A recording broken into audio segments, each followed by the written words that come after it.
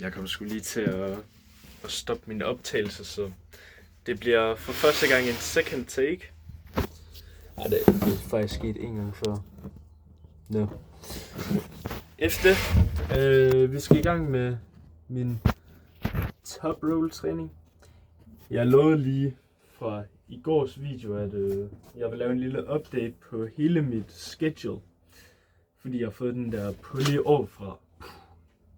Så det har ændret sådan hele min træning faktisk. Men ja, vi skal stadig lave noget pronation. Jeg ved ikke hvorfor jeg er overhovedet ikke træt. Noget pronation. Jeg viser alle øvelserne lige om 2 sekunder. Men noget pronation fra min table pulley, hvor den kommer sådan, lad os sige bordet er her, så kommer vægten herfra ish. Sådan lige lidt over, men stadig nedefra. Der skal jeg lave lidt pronation. Det er nemlig sådan, at man gør det. Og så skal jeg lave noget riser, curl-agtige ting. Grunden til, at jeg altid gør sådan her, når jeg siger riser, det er fordi, at mange de preacher om, at riser skal være over her. Fordi så får man den der posting. Men det gør jeg ikke. Jeg gør det over knuckle. Jeg ved ikke, om man kan se. Sådan der. Og så riser. Fordi jeg bruger ikke min riser så meget, når jeg lægger arm. Jeg er tit enten low hand, fordi jeg har en lang arm i forhold til min modstander i min vægtklasse. Og så kan jeg godt finde på at rise herfra, men så er det aldrig over her, så er det altid over her. Det er kun hvis jeg sådan er deep i hooket, hvor jeg så føler, at jeg ikke kan finish, og jeg ikke kan somehow ikke kan vinde på endurance i hooket. Så bliver jeg nødt til at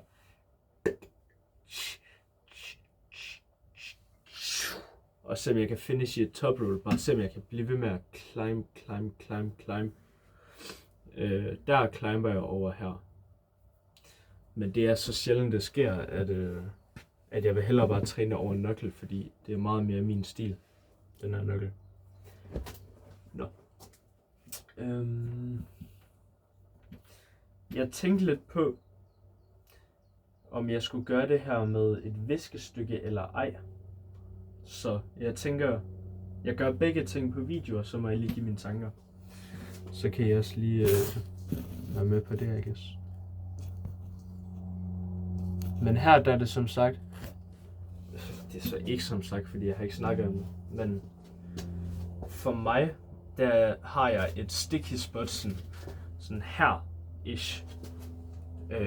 Så hvis jeg træner min pronation herfra i sticky spottet, så tror jeg, at mit sticky spot improver endnu mere, og jeg kan eventually komme ud af mit sticky spot. Så jeg ligesom catcher folk der, og så finisher på den måde. Men om jeg skal gøre det med eller uden håndklæde her, for at target min pronation mere, det ved jeg ikke. Umiddelbart vil jeg jo sige ja. Men jeg kan lige se på det.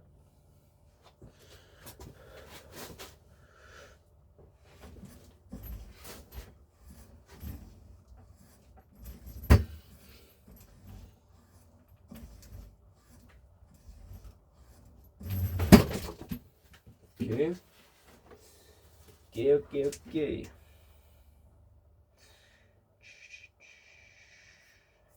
Everything that I have, praise the Lord. Jeg hører lidt Kanye. Jeg hørte lidt Kanye. Jeg hører aldrig musik, mens jeg optager, fordi så lyder så kan jeg ikke høre min stemme.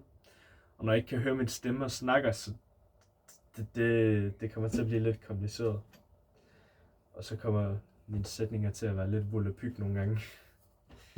Så lige mens jeg optager, der hører jeg ikke noget musik. Jeg har bare sangen på hovedet. Det sker tit.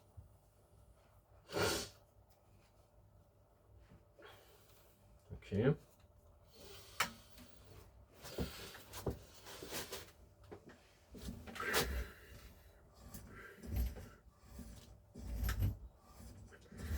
Jeg tror, jeg gør det med viskestykke, og så lige en mursten mindre.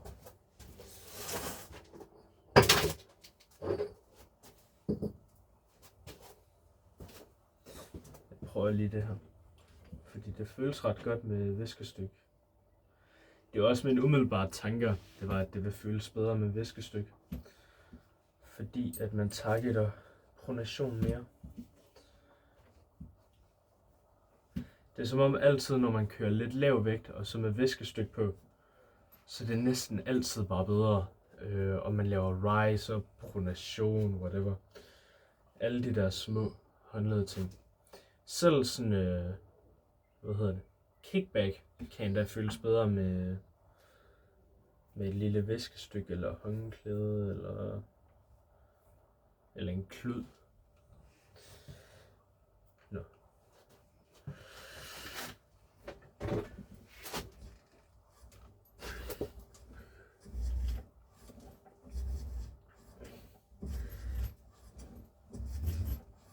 Ja, det er min pronation for nu af på top roll træning. Det kan jeg mærke, det bliver gangster der. Det kan jeg easy mærke. Yes sir. Så den næste øvelse.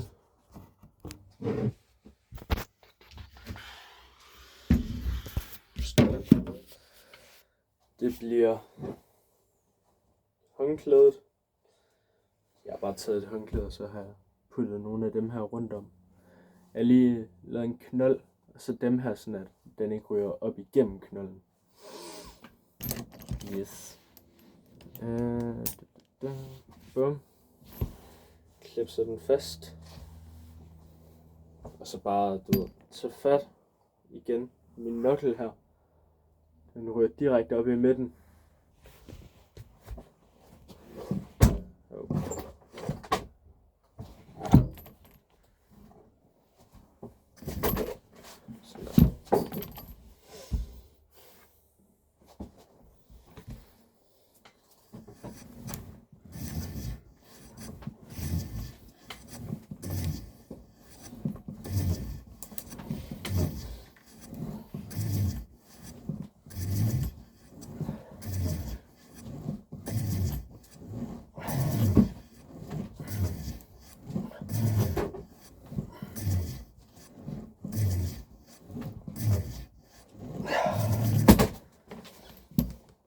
Yes, det bliver nummer 2 der. Jeg sætter lige min wrist max op herhenne.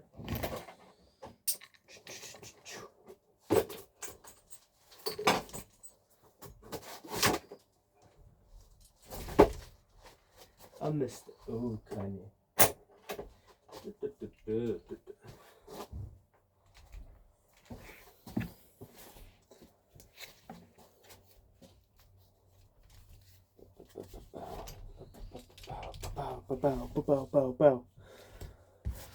Min wrist max. Min armis max. Armis max. Og det er alt sammen samme vægt, jeg kører. Så det er dejligt nemt lige at skifte rundt med.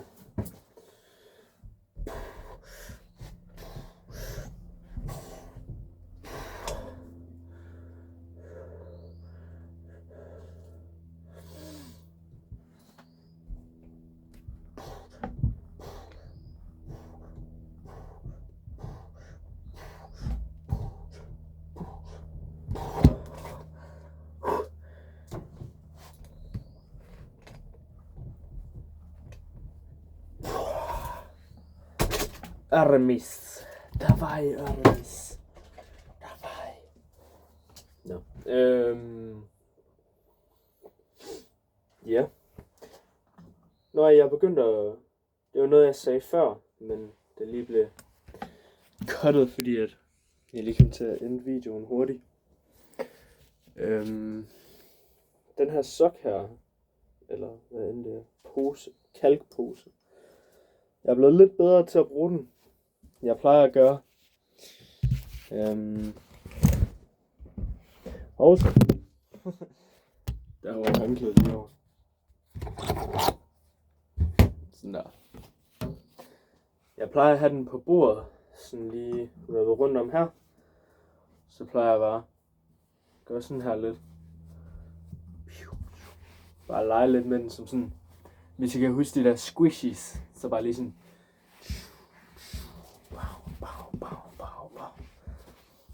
Og så lige lidt her. Det er lidt som sådan en legetøj, der bare er broken til grip. Og så er det egentlig fint. Og hvis det er, så kan jeg lige smide den derhen. Masser af kalk. Masser af kalk. Og det går ikke ud over det hele, fordi jeg gør ikke sådan der. Det var alt for tæt på. Oh my god. Fuck. Jeg er blevet lidt bedre til at bruge den.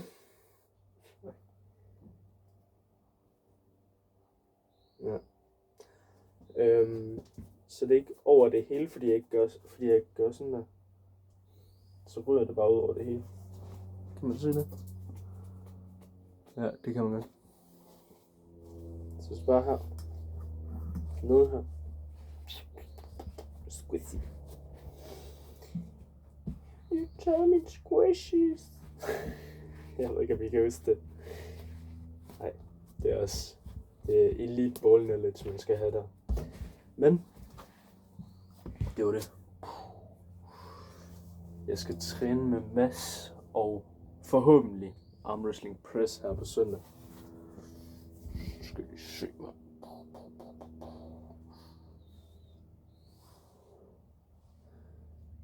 Jeg skal se om jeg har mistet lidt styrke.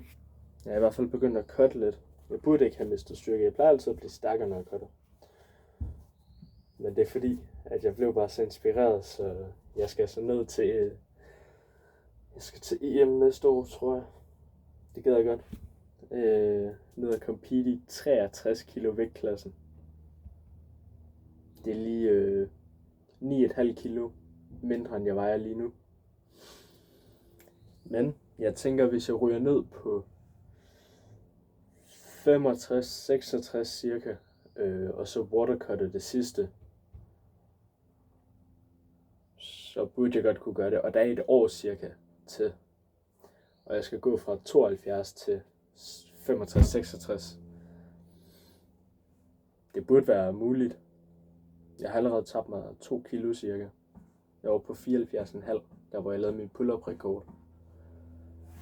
Og det var en uge siden eller sådan. Så det burde jeg sagtens kunne gøre. Sagtens. Så det er lidt exciting news. EM. Felix skal til EM. Det bliver vildt. Nå, jeg har faktisk ikke mere at sige i den her video. Det er i hvert fald min nye lille addition. Det er at få pronationen fra siden af, fra mit lock, og så komme ud af det, sammen med håndklædet på. Det var min lille addition, sammen med Wristmax, som ikke er med bands mere. Det var min lille addition. Ja, jeg synes det fungerer godt. Vi må se om det gør mig stærkere. Det tror jeg ret meget det gør. Altså det føles sygt nice at træne hookdagen i går. Det føles sygt nice at træne den med rent faktisk vægte. Så jeg tror det gør mig stærkere. Ja.